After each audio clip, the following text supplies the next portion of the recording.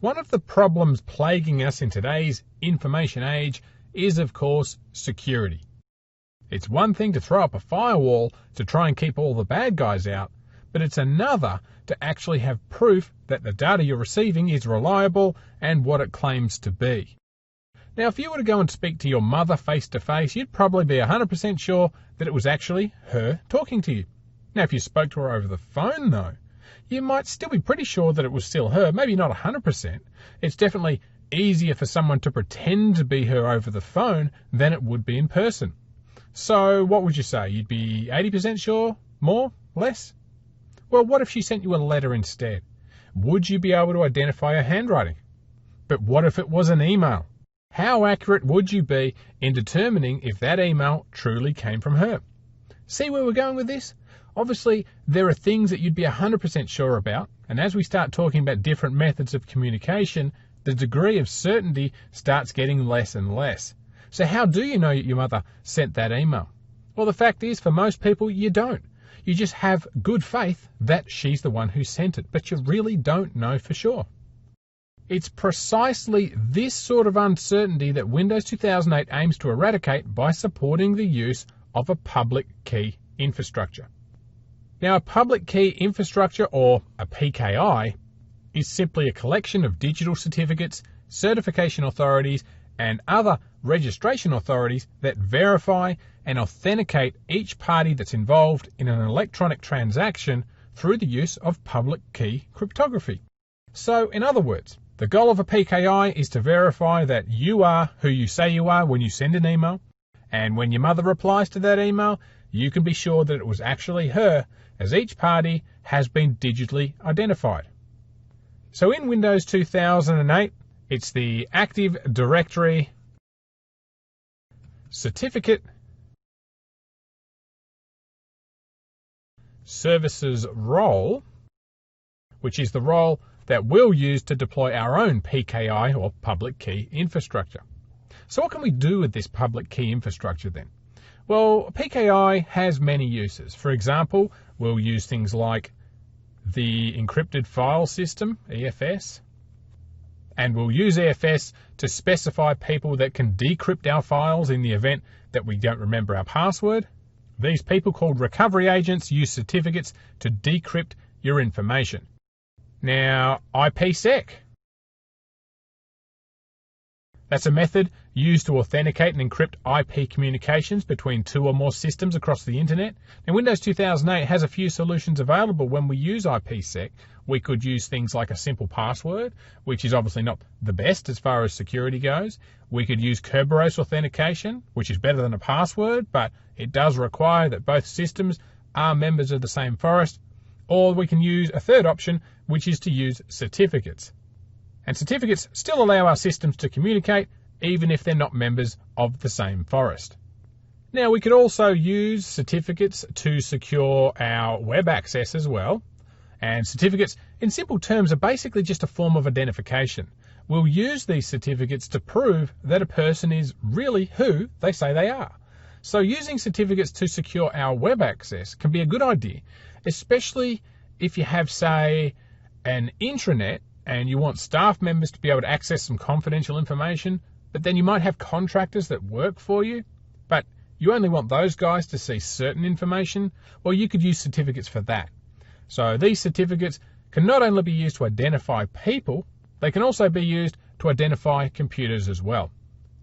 Now, if you use smart cards in your environment, then certificates are actually a requirement. You see, smart cards allow you to insert a small credit card sized card into a smart card reader, and this smart card contains a certificate to provide additional security when you log onto your network.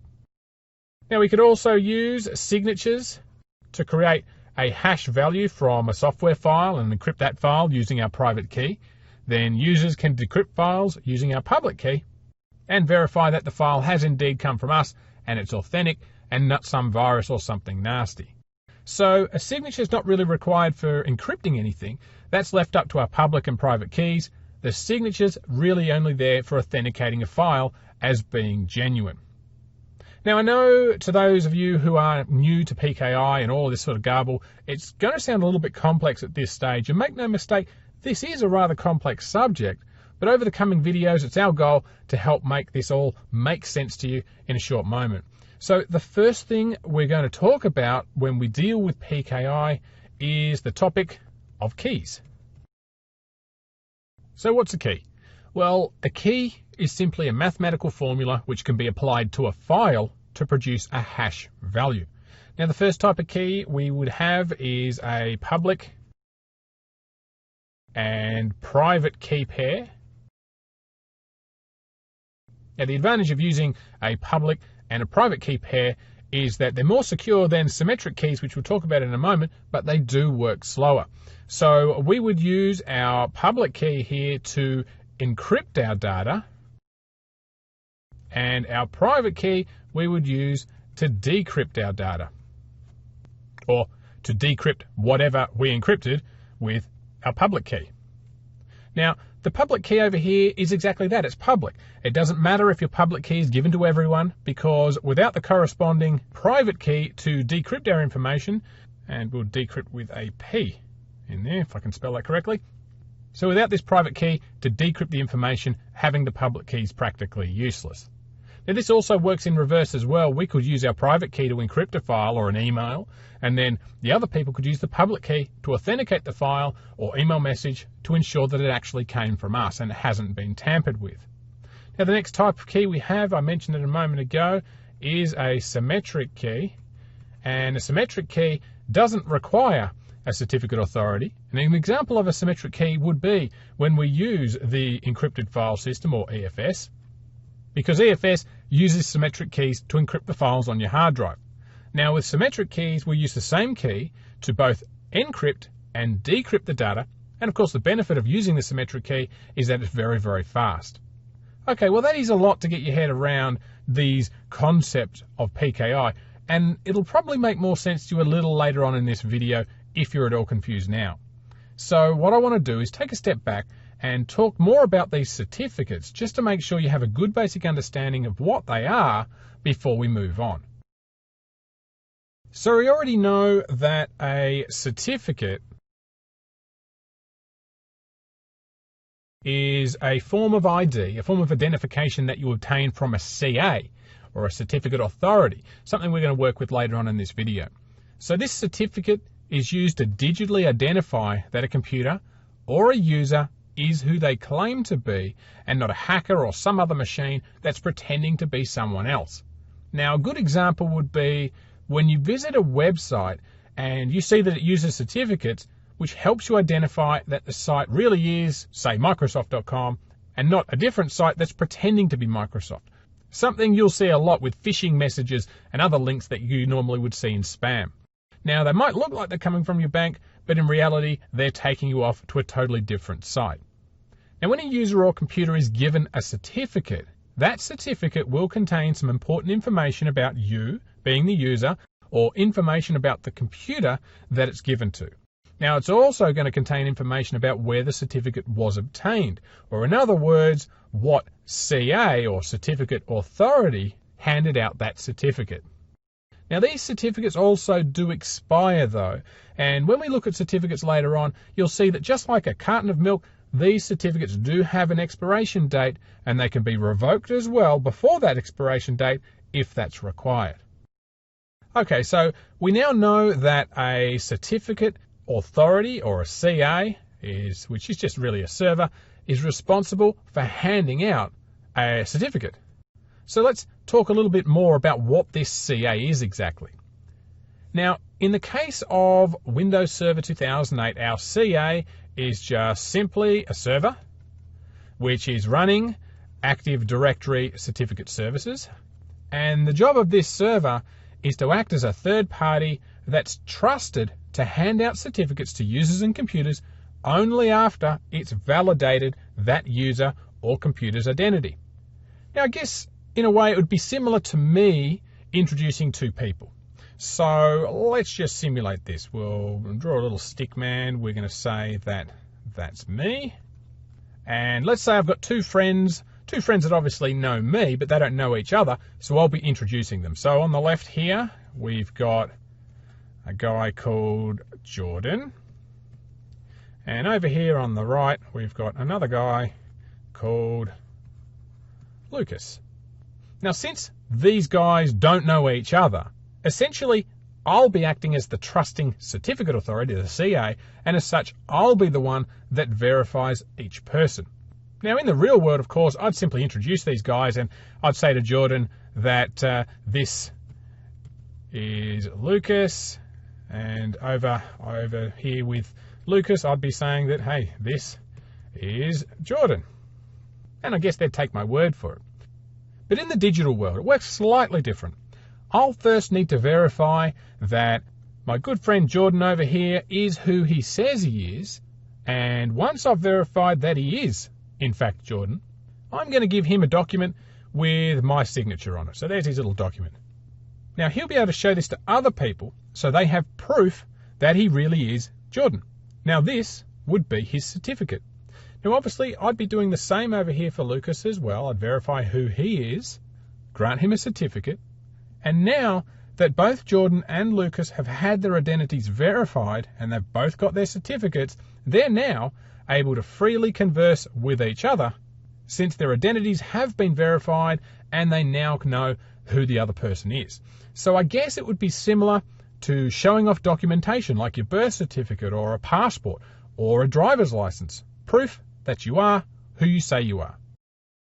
The job of a real Windows 2008 CA is similar to this in that it's the server that's responsible for verifying each entity that wants to request a certificate, then providing that certificate to the user or computer so it can prove that it is who it claims to be.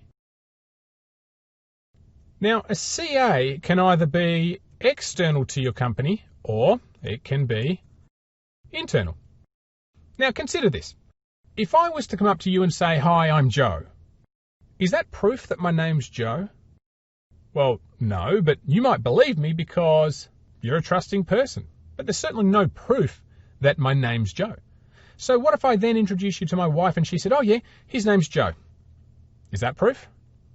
Well, maybe. But since my wife is the one that's supposed to be validating my claim that my name's actually Joe, well, that's probably not a person that you might want to trust since her loyalty is probably going to lie with me.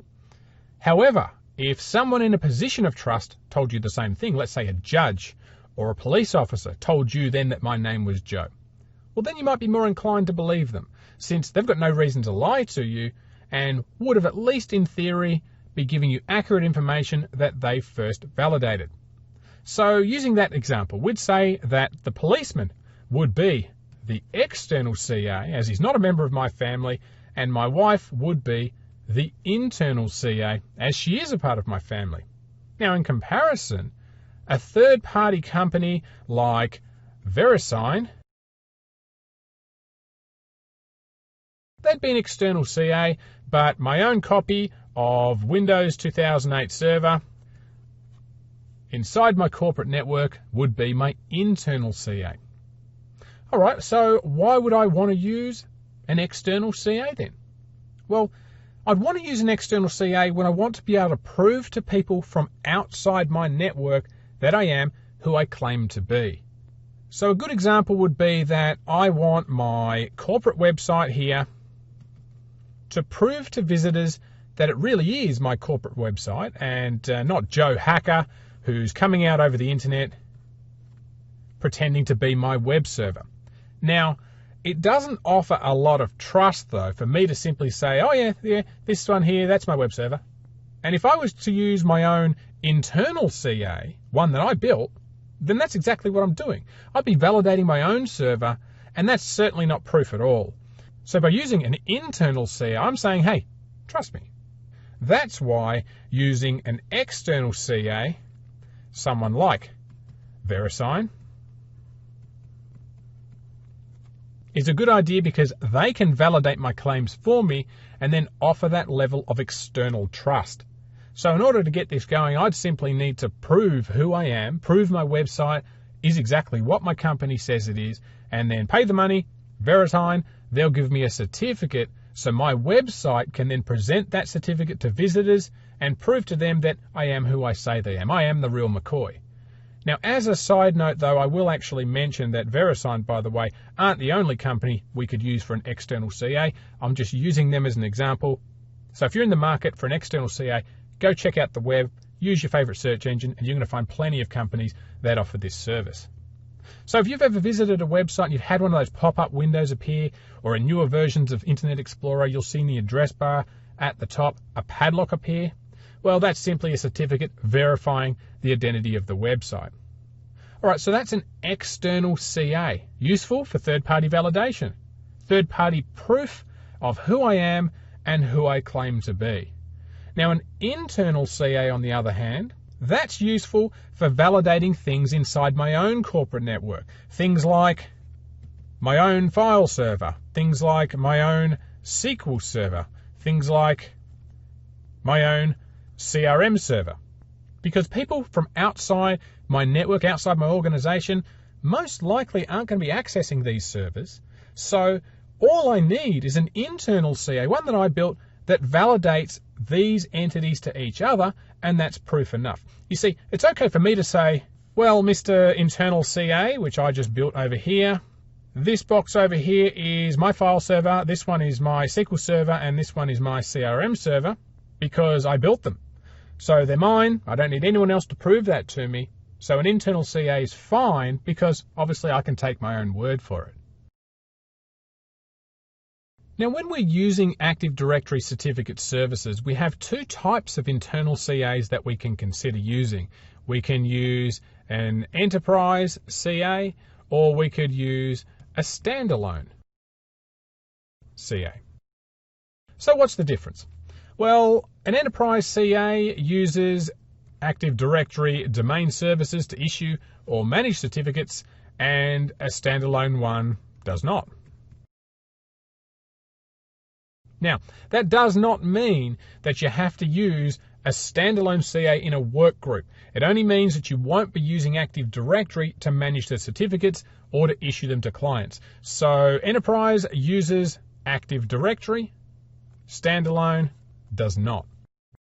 Now, further to this, there are two subtypes of each of these.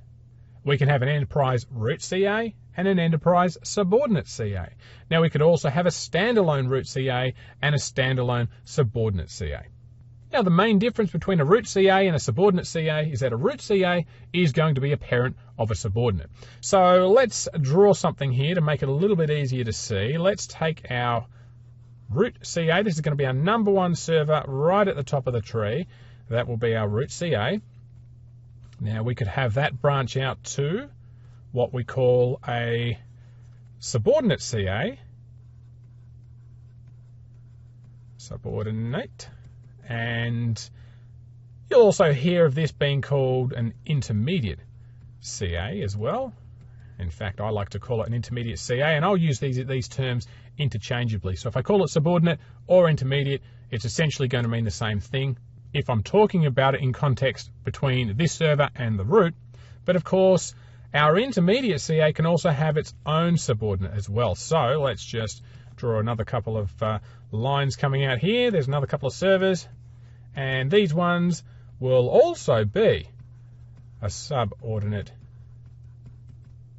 CA, but we'll also refer to this one as the issuing CA because it's the one that actually issues the certificates out to all of our servers and workstations. All right, so looking at our little drawing here, we have right at the very top, we've got our root CA, which obviously is the topmost server in this hierarchy. So since all of our servers need to have a certificate, where does this server get its own certificate from? Well, obviously there isn't a higher power than our root CA. So the root CA will actually issue a certificate to itself called a self-signed certificate. No, I'm serious, that's what it's really called, a self-signed certificate. Now, underneath our root CA here, we have these subordinate CAs or intermediate CAs. They obviously report back to the root CA. And these guys are going to get their certificate from the root CA. They can't give themselves one. Now these CAs, depending on how your hierarchy is configured, might actually be the servers that hand out certificates to your workstations in your company, for example.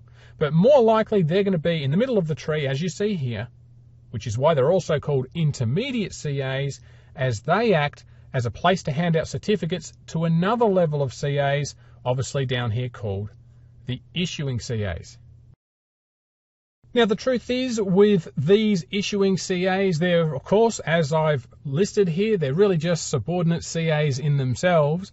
But in Microsoft Active Directory certificate services, we are referring to them as issuing CAs, as these servers at this level, they're the ones that issue out the certificates to all of our devices. Now, this might seem like we're just throwing out a whole bunch of CAs for the sake of it, and I can understand why you might think that. But the truth is, though, that this sort of hierarchy makes a much stronger hierarchy for security purposes, and here's why. All right, well, let's just come over to the left-hand side here, and let's just draw in a separate area. Let's just say we have one CA, obviously it'll be the root CA, and we leave it at that. This CA is obviously going to be the only box we have that's going to be responsible for handing out certificates to all of our clients, obviously, since it's the only one, right? Well, what happens if this box is compromised or attacked or hacked in some way? Well, what happens is all of the certificates that this server has issued out to our clients, they're also compromised. So the only solution is basically to kill this server and rebuild everything from scratch. Now, on the other hand, if we use a hierarchical solution like the one we've drawn over here on the right-hand side with our root CA at the top here, it's issuing certificates only to the intermediate CAs, which in turn are going to issue certificates out to our issuing CAs. And these issuing CAs, of course, are the actual machines that issue certificates out to a client. We'll say, here's our laptop, and this guy's requesting a certificate.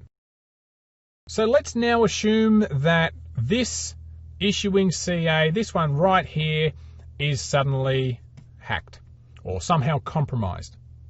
What happens now? Well, like before, any certificates that this issuing CA has issued out to clients, those are going to be compromised. So they're no good, and neither is this issuing CA itself. So obviously we're going to have to rebuild this machine. But rather than rebuilding this entire hierarchy, we only need to head up to the parent of this issuing CA, obviously, which is this intermediate CA here, and do what's called revoking a certificate. And obviously we'll be revoking the certificate that it handed out to this issuing CA. So that certificate has been revoked, and no longer will this issuing CA here be able to hand out certificate itself. So with this issuing CA now, we'll just simply replace the server. Obviously, if it's been hacked, the best thing we could do is replace it, or at the very least, format it, rebuild it, and then this issuing CA will be then given a new certificate back here from our intermediate CA, and obviously now we're back in business. So everything in this hierarchy, though, really stems on this server at the top, the root server, being secure. Now, this structure allows us to take our root CA and issue both a self-signed certificate, which would normally have a very long expiration date, say 10 years. Then we'll get it to issue our subordinate CAs, or these intermediate CAs, with certificates. Again, another long-lasting certificate for approximately, say, 5 years. Now, at this point, our root CA is no longer needed. It's done its job. And if there's no problems, you can turn it off, put it under lock and key, and not even get this thing out for another 5 years. So this is what we'll do. And I'll just change to a different color to make it a bit easier to see. Over here on the left, we are going to build our root CA. We will then go and build one or more subordinate CAs, or we'll call it an intermediate CA. We're going to get our root CA to give the subordinate CA a certificate. Then we're going to shut this machine down. We're going to turn it off, pull the plug, power it down, however you want to say it, As long as this root CA server is in a secure place and it's offline, then its chance of being hacked is basically 0. So that now leaves us with our intermediate CA, and then of course any issuing CAs we might have built as well. Now the likelihood of both of these machines being hacked is probably quite low, and we've already talked about what would happen if the issuing CA here was hacked. Well, it just require a rebuild and a new certificate from the intermediate CA. But if by some chance the intermediate CA here in the middle was hacked, then again, we could rebuild this machine, pull a new machine out of storage or format this one, rebuild it. Then all we'd need to do is to pull this machine here, our root CA, out of the safe, power it up, issue our intermediate CA with a brand new certificate again, and then just shut this machine down once more. Throw it back into the safe, we don't need it. So as long as this root CA is safe, you've then got a solid certificate services infrastructure, and one that really can't be hacked completely because it's just going to simply revoke old certificates and issue new ones before being put back in the cupboard.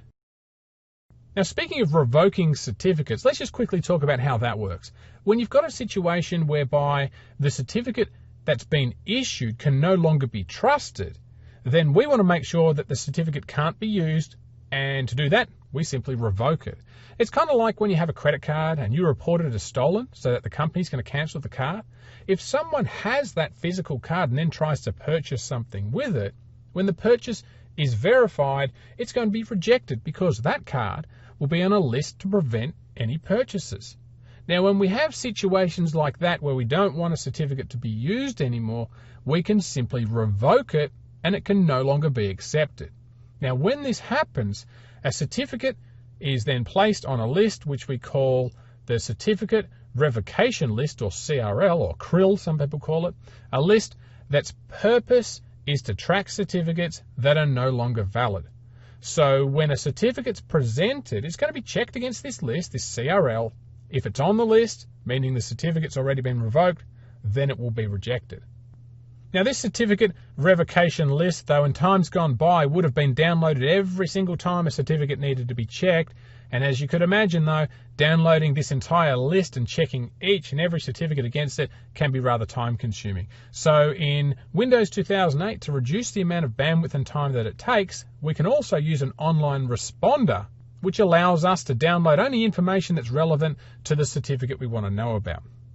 Okay, well, that's a lot to take in, and if you're a little grey at this point, maybe you're a little confused, I'd suggest that you take a break, have a coffee, come back and watch this video again, and it should become clearer.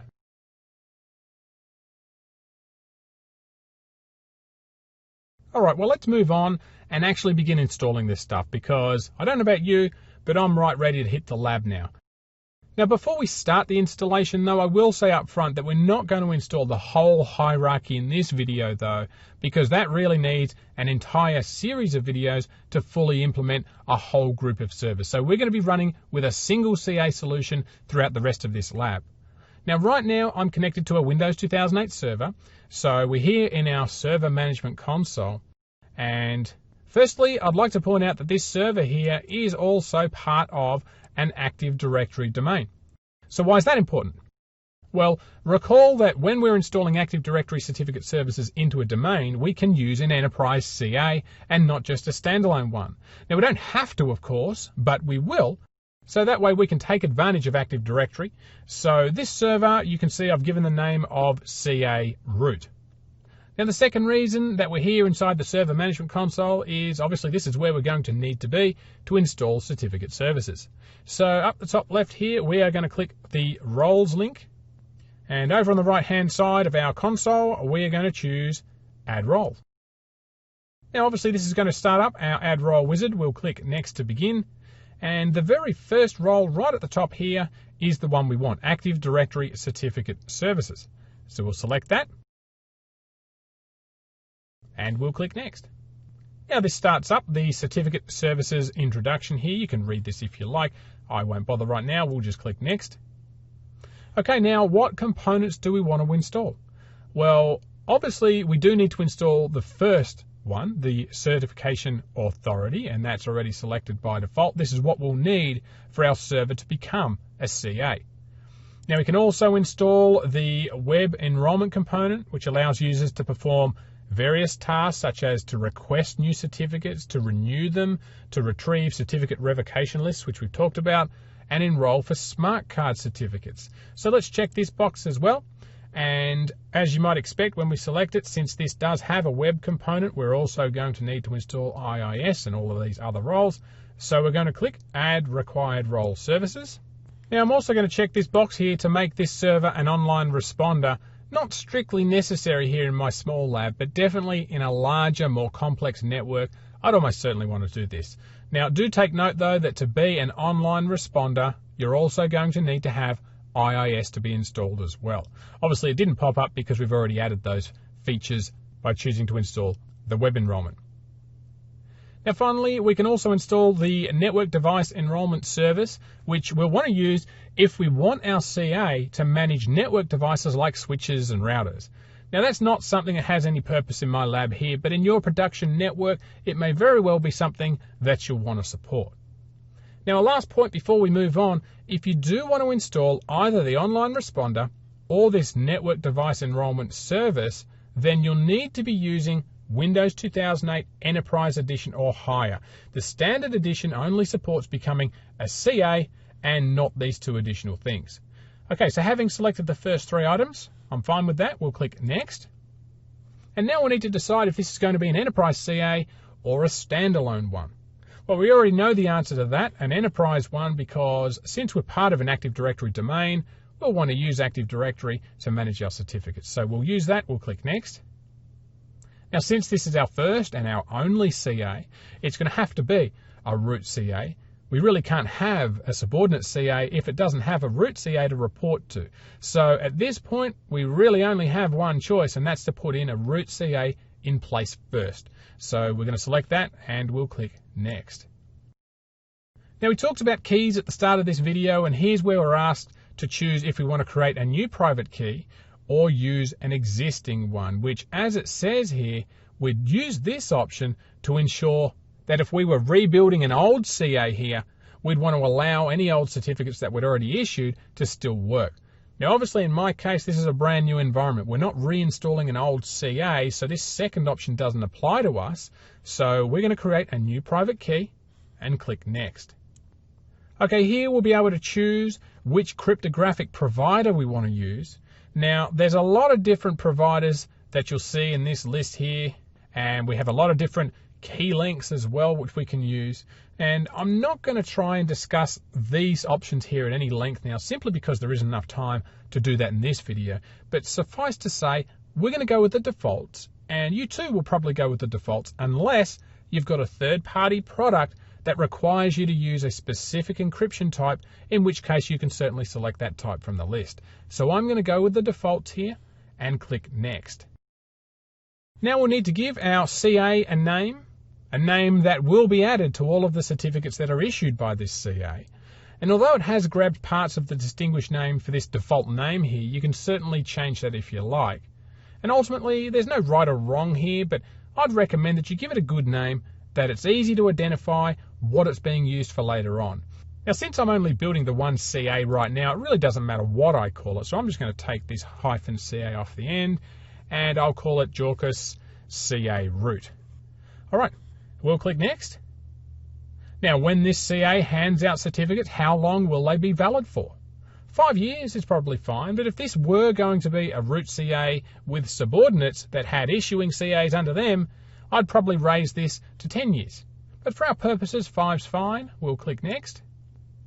All right, our certificate database and the associated log files are going to be stored in these two locations here, in the C drive, Windows System 32, under the cert log folder. Can't see any reason why you'd want to change that, but you can, of course, if you like, click Browse and select the location. I'll leave the defaults though. We'll click Next. All right, now our next step is to do the basic IIS installation. There's Introduction. We'll skip that. We'll click Next. Now we can choose which components of IIS to install, and everything that is required has already been selected. So unless you do have additional requirements for any of this other stuff, you don't need to add or remove anything here. So let's just accept those defaults and click Next. Okay, well here's our summary, and we get a friendly reminder here that once Certificate Services has been installed on this machine, we're not going to be able to change its name or its domain settings. Well, that's fine by me. We're going to click Install, and it's going to go off and do its thing, getting it all ready for us. Now, obviously, this is going to take a few minutes to do all this, to install all this stuff, so we're going to pause the video, and we'll come back shortly. Okay, we're back, and as evidenced by these green ticks here, our installation was successful for both Active Directory Certificate Services and the additional role services as well. All right, well, let's click Close, and that's it as far as installation goes. We now have a root CA server. So let's get on with the task of configuring this thing. So we'll click Start. We'll go to our Administrative Tools. And you'll notice that right at the top, we've got this new entry here for the certification authority. So this is it. This is what all the fuss was about. Well, okay, there's a little bit more fuss to go. So the first thing you should notice is if your system's up and running and it's working as intended, or at least up until this point anyway, is that our server over here on the left-hand side has a green tick telling us that this CA is online and it's A-OK. All right, well, let's expand our CA here, and underneath we've got 5 containers where we'll be able to see any certificates that this CA has revoked. We'll be able to see any certificates that we've handed out to clients. Any pending manual certificate requests will be stored here. Any certificate requests that have failed will be in here. And in the last container, we'll be able to see the certificate templates that we have on this CA. Now, I will point out at this moment that I actually don't like working within this console. I actually prefer to use the server management console, but I did want to show you this console first so you could get a feel for the console and these 5 containers here. So let's go back to our server management console, and you'll notice if we expand roles, we have our Active Directory Certificate Services role here. And if we expand that, you can see there's nothing underneath it. So for this to show properly, we do first need to close this console and reopen it. So let's go and do that. We'll reopen the console. Alrighty, and now that it's opened, let's go and expand roles and expand Active Directory Certificate Services. And this time, let's just move this slider over a little bit, if I can grab it. Okay, this time, you can see that we've got a couple of things underneath here, including our server, Jorkus CA root, and if we expand that, you're going to see those same 5 containers that we saw in the previous console, and obviously some more information. So up the top here, you'll notice that we've got firstly this container called certificate templates, and in here you're going to find a whole bunch of different templates that we can use for working for different purposes. Now, I'm not going to go through this entire list here because a lot of these things you're probably going to recognize, although I do want to point something out at this time. When we talk about auto-enrollment, which is something that we're going to do at length in another video, you'll notice here in this middle column here, we have this minimum supported CAs. And down here, you're going to see things listed like Windows 2000, Windows Server 2003, and we will see some Windows 2008 stuff as well. In fact, there you go, there's one there. So anything in here that says Windows 2000 is what we call a Class 1 certificate. Windows 2003 is a Class 2 certificate, and anything that says Windows 2008 is a Class 3 certificate. So Windows 2008 servers can use any of these particular certificates. This is just the minimum supported operating system that supports these templates. So if it's a Windows 2000 machine or Class 1, you can't use auto-enrollment. It must be at least a minimum of Class 2 or using Windows Server 2003 to be able to use auto-enrollment. Okay, so we've now got our certificate services server. We have our CA. So how can we get a certificate? Well, there's a couple of ways we could do that depending on what your goal is and what the target for the certificate is. But in this video, we're going to take a quick look at how Web Enrollment works.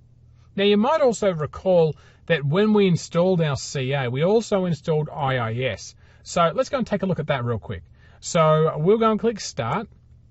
We'll select Administrative Tools, and we're going to fire up the Internet Information Services Manager, the IIS Management Console. Now, over on the left-hand side, we are going to expand our server here, CA root. We'll expand sites, the default website, and you'll see that we do have a couple of virtual directories here that's already been set up for Web Enrollment. Okay, so let's do the remaining configuration so that Web Enrollment is up and running. Now, firstly, we'll need to ensure that our server is selected here in the left-hand side. In my case, this will be this CA root link at the top. And over on the right, we're going to open up this Server Certificates link. Now, when we do that, over on the right here in this Actions column, you'll note that we've got a few options. We can import a certificate, which is useful if we already have a certificate and we've backed it up somewhere else, and maybe we want to restore it, or install a certificate that some other CA has sent us. Okay, that's useful, but not what I need right now.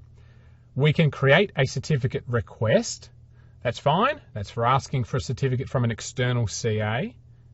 We can complete a certificate request, and we do that when we want to install a certificate that we've already received from a CA. We can create a domain certificate, which is basically the same as creating a certificate request, except here we're interested in getting a certificate from an internal CA, not an external one. And our final option here is to create a self-signed certificate, and you'd really want to use this option if you're having problems with getting a certificate and you want to troubleshoot some things, or if this was a test lab and you don't have a CA to get one from. Now, since we do have a CA, obviously, that's what we've been building here, we're going to go with the fourth option and create a domain certificate. Okay, so the first thing we're going to have to do here is we're going to have to fill in this field. So we are going to give our domain certificate a name, and I'll call this Jorkas Cert, short for certificate. An organization, we'll fill that in with Jorkas there. An OU, we'll use the Tech OU. For the city, we'll say New York, and we'll leave it obviously at US there. All right, we'll click Next. Now we'll need to specify a CA that can digitally sign our certificate for us. So we'll click the Select button. We'll choose our CA right there. We'll click OK. And now we can enter in a friendly name here. It doesn't really matter what we call this. I'm just going to call this one CA root here, and we'll click Finish. All right, now, IIS has gone off to our CA server, which ironically, of course, happens to be the same server as this one, which is really irrelevant, though. This could have been any IIS server in my network. The result would be the same. And there's our certificate. Now, if you want to take a closer look at this certificate, we can just double-click on it. And you can see that its intended purpose here is to ensure the identity of a remote computer. Now, using these tabs at the top here, we can view the details of this certificate here, and we can also view the certification path, which will show you the hierarchy of our CAs. Now, obviously, in my case, I only have one. This certificate that I called CA root was issued by a server called Jorkas CA root. So had we have had a whole root CA, subordinate CA, issuing CA hierarchy here, we'd be seeing all of these servers listed up from the certificate all the way through those servers to the root CA. Okay, well, let's click OK, and we're going to go and edit IIS so it knows to use this certificate for any HTTPS requests. So over on the left, we're going to select our default website, and in the Actions pane here on the right, we're going to choose Bindings. Now, as you can see, at this point, we're only accepting HTTP connections over port 80, so we'll click Add. We're going to choose HTTPS from the drop-down box here. And in this SSL certificate drop-down box, we are going to choose our CA root certificate that we were just assigned. We'll click OK, and then we'll click Close. All right, now let's test it. Let's go and fire up Internet Explorer. And we're going to navigate to HTTPS, of course. And it'll be this server, CA root, followed by certserv, and we'll hit enter, and obviously that page loads up. All right, so here we're able to request a certificate from our CA. We could also view the status of any pending certificate requests if we'd manually set this up, and we can download a CA certificate, certificate chain, or a CRIL, a certificate revocation list. Now, obviously the one we want is to request a certificate, so we'll select that. It's going to be a user certificate. All right, let's just ignore this, and now we'll click Submit. Now we'll get a message here asking us to confirm that we are asking this website to grab a new certificate on our behalf. So do we want us to request a certificate now? Yes, we do, so we'll click yes. All right, there's our certificate. All we now need to do is click install. Now, we will be given a brief warning telling us that blah, blah, blah, this might cause problems if this is a site that we don't trust. So do we want to add our certificate? Yes, we do. All right, and now it's been successfully installed. In this video, we've talked about the PKI or public key infrastructure feature. Nowadays, it's not enough to simply take it for granted that the person on the other end of the data cable is really who they say they are. Now, is that web page legitimate, or is it a hijacked page? The truth is, there's malicious yet clever people out there that are doing this sort of thing right now. And using a PKI is one strong step in the right direction to making sure that you aren't a victim and you can be sure that you're exchanging your data with the person whom you intended and only them. So we hope you've enjoyed this video and would like to thank you for watching.